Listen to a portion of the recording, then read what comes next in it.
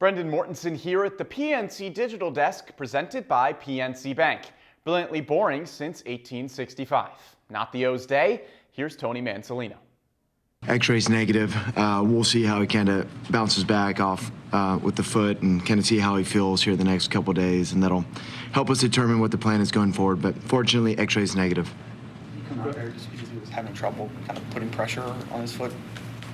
I mean, he got hit in the foot and he couldn't walk, barely get off the field. So there's not a whole lot we can do at that point.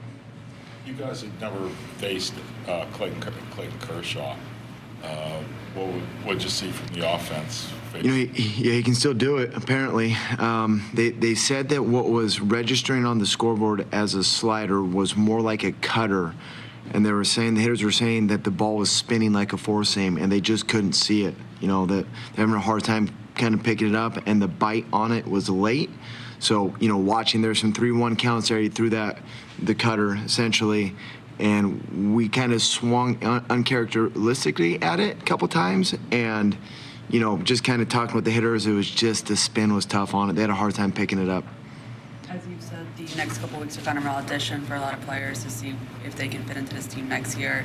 Particularly the bullpen, it's going to probably get pretty redone this offseason. Sure. What did you think of the way that they handled it today? Well, the last 3 days, one starter goes 3 1/3, right? Another one goes 3, and then another one went 5 1/3. So the bullpen just covered quite a few more innings than the starters here over a 3-day stretch, and that happens over the course of the year. That's not super unusual. It'll happen. But those guys handled it really good. We won 2 of 3. We had a shot, late to get back in that thing and, possibly tie it up or sweep the Dodgers. So for the bullpen to cover that many innings and give us a shot there at the end of today, I think we got to be proud of them. Was it frustrating for you that they kept rolling out left-handers and you had to keep your left-handers on the bench? Well, that's the story here over the last few years. Right now we're missing huge right-handed hitters. You're missing T.O. would have been in there today. Adley would have been in there today. Westberg would have been in there today, and Gary. So the strategy over the years has been that against us.